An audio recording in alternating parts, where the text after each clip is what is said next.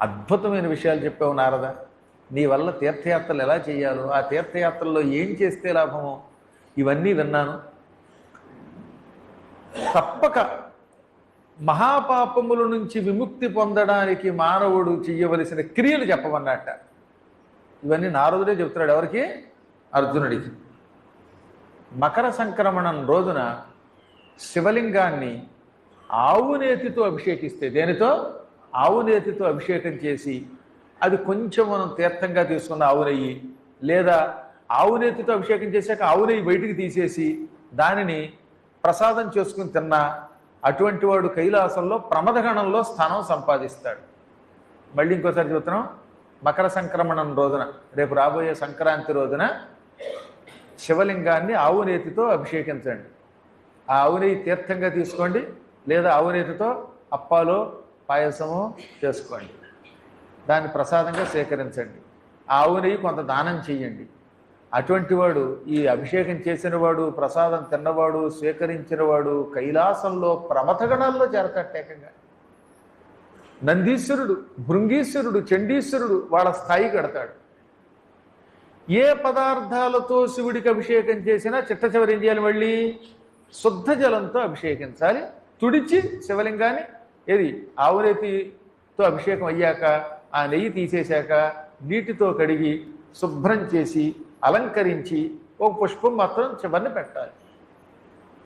చైత్రమాసం అంటే వసంత ఋతువులో వచ్చే చైత్రమాసంలో శుక్లపక్ష చతుర్దశి నాడు హస్తానక్షత్రం ఉంటే అది హర్షణ యోగము అనే యోగంతో కూడా కూరితే శివుడికి చాలా ఇష్టం. అన్నీ కుదరవులండి ఒకేసారి.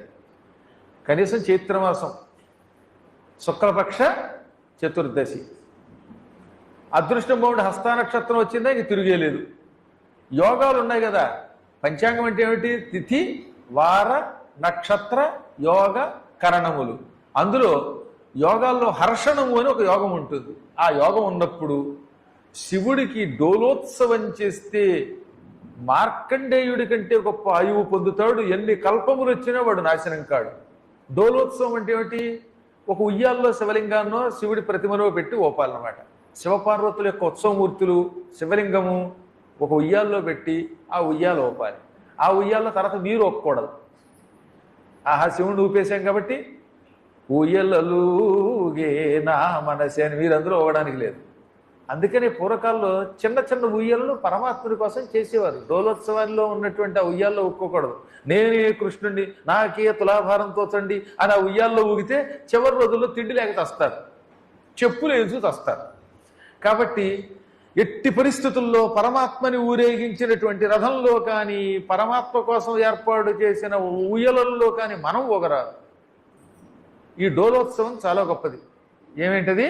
చైత్రమాసం శుక్లపక్ష చతుర్దశి, అది హస్త నక్షత్రం, హర్షణ యోగం. అన్నీ ఉన్నా లేకపోయినా కనీసం శుక్లపక్ష చతుర్దశి చైత్రమాసం నాడు చెయ్యండి చాలు. ఇక దానాలు అన్నీ గొప్పవే, భూదానం మరింత గొప్పది. దానమును చేసిన వాడు శాశ్వతంగా బ్రహ్మలోకంలో ఉంటాడు. దానికి సంబంధించిన కథ చెబుతున్నానని అర్జునుడికి నారదుడు చెప్పాడు. ఒకప్పుడు ఇంద్రజుమ్నుడని ఒక మహారాజు ఉండేవాడు. ఆ ఇంద్రజమున మహారాజు గారి అంత గొప్ప వ్యక్తులు చాలా అరుదుగా ఉంటారు. ఇప్పుడు పూరి జగన్నాథ ఆలయం కట్టించింది ఆయనే. జగన్నాథ స్వామిని ప్రతిష్ఠించిన వాడు ఈ ఇంద్రజమునుడే. ఆయనే మలయ పర్వతం మీద అంటే మలేషియాలో తపస్సు చేశాడు. కుమారస్వామి విగ్రహం ఉంటుంది మలేషియాలో. ఆ బాతు కేవ్స్ అంటారు దాన్ని. ఇప్పుడు ఏమంటారు? బాతు కేవ్స్. ఒకసారి నాతో పాటు వచ్చేద్దరు కానీ సరదాగా వెళ్ళి చూసి వచ్చేద్దాం. అలాంటి చోట చాలా తపస్సు చేశాడు ఆయన. అప్పుడే అగస్త్య మహర్షి అక్కడికి వస్తే లేవకపోతే నువ్వు గజరాజు అయిపోమని చెప్పిస్తే గజేంద్రుడయ్యాడు. గజేంద్రుడయ్యాక మొసలి పట్టుకున్నాక మళ్ళీ విష్ణువు యొక్క అనుగ్రహంతో బయటకు వచ్చినవాడు ఆయన. అటువంటి ఆయన అంత పుణ్యాత్ముడు. ద్రవిడ దేశాన్ని పరిపాలించిన ఇంద్రజమున మహారాజు గారు చాలా కల్పముల పాటు బ్రహ్మలోకంలో ఉన్నాడు.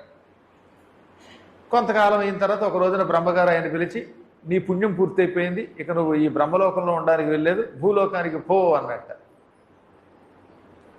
ఇంద్రజమున మహారాజు గారు తెల్లబోయాడు.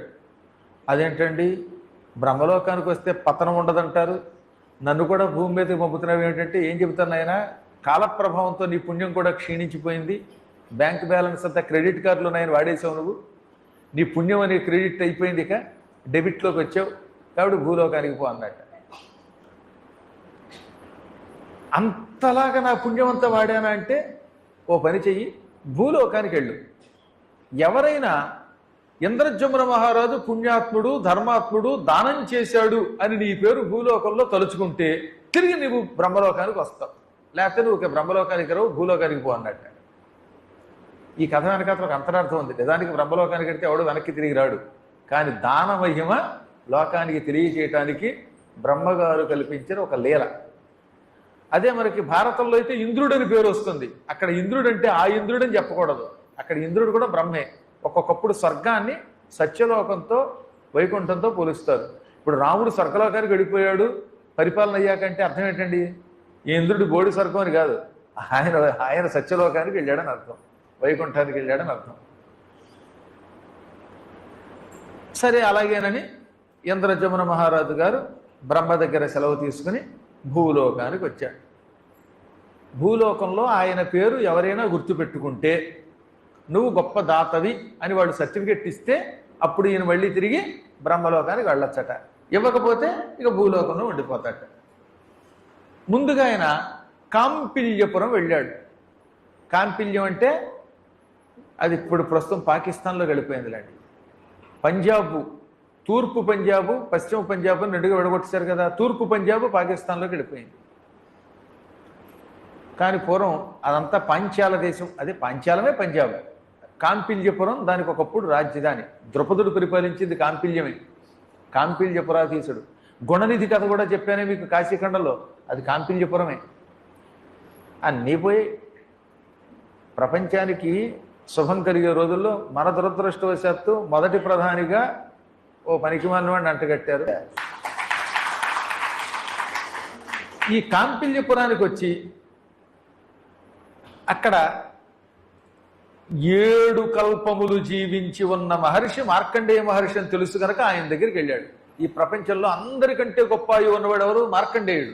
అందుకని మార్కండేయుడి దగ్గరికి వెళ్ళి, మార్కండేయ మహర్షి, నీ గురించి విన్నాను, నువ్వు ప్రపంచ ప్రళయకాలంలో మర్యాకు మీద ఉన్న కృష్ణుడిని చూచిన వాడివి, విష్ణువు కడుపులో ప్రవేశించనే లోకాలు చూచిన వాడివి, ఈశ్వరుణ్ణి భక్తితో చిన్నప్పుడే సేవించటం వల్ల ఎప్పటికీ నాశనం లేని పతనం లేని స్థితి పొందావు, బ్రహ్మాయువు కంటే కూడా నీ ఆయువు గొప్పదని విన్నాను, అందువల్లే నీ దగ్గరకు వచ్చాను.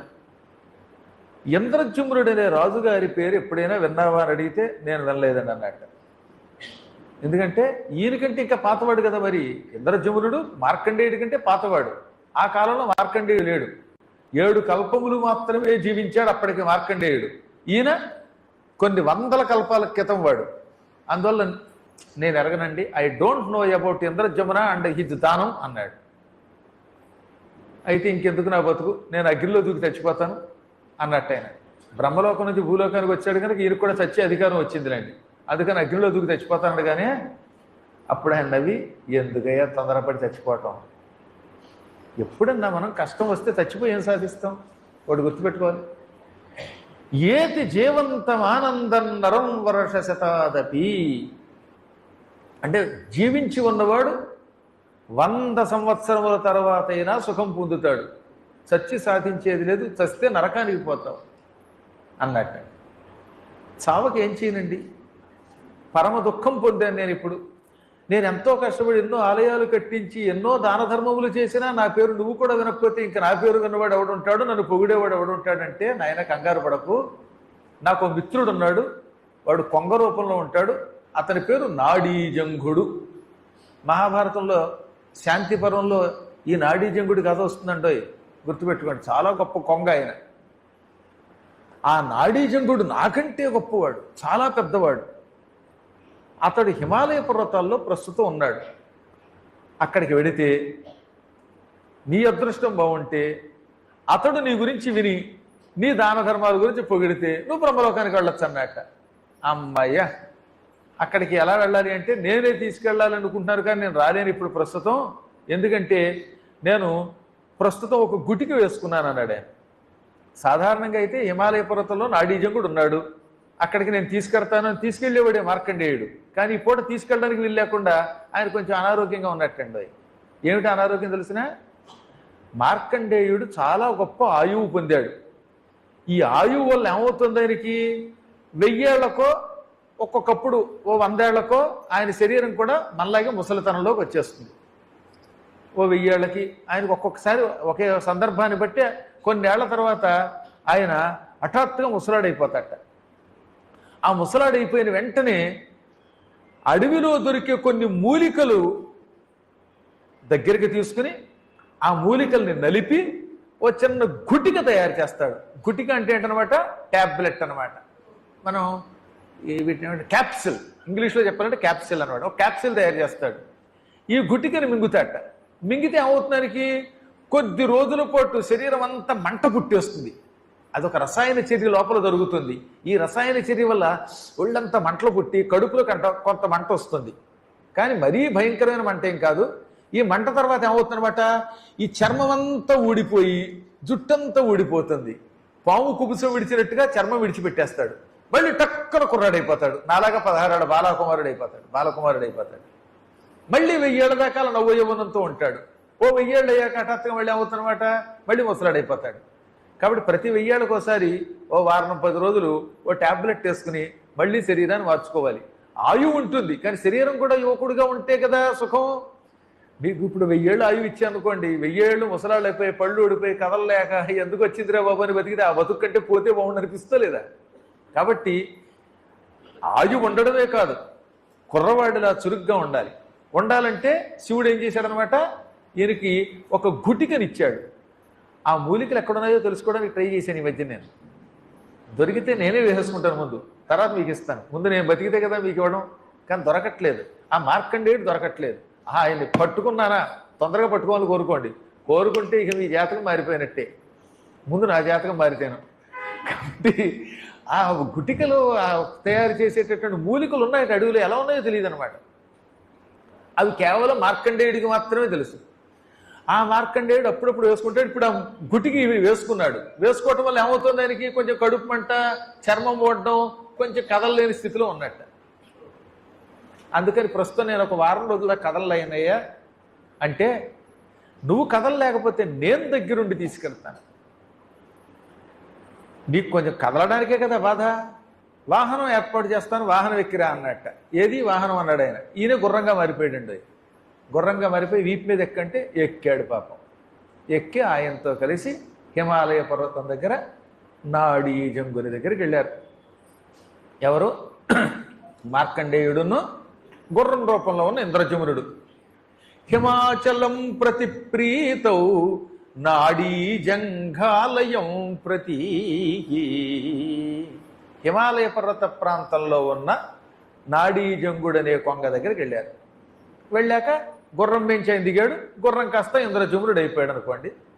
అయ్యాక ఆ నాడీజంగుడు తన మిత్రుడైన మార్కండేయుడికి ఎదురొచ్చి, మహానుభావ మార్కండేయ మహర్షి, శివభక్త, విష్ణుభక్త, రా రా అని స్వాగతం పలికి, ఈ కూడా వచ్చిన ఆయన ఎవరని అడిగితే ఈయన పేరు ఇంద్రజమునుట్ట అని జరిగిందంతా చెప్పి, ఈయన చేసిన దాన ధర్మములు నీకేమైనా తెలుసా, ఈయన గురించి విన్నావా, వింటే ఆ విషయం నువ్వు చెబితే ఈయన బ్రహ్మలోకానికి వెడతాడన్నట్ట.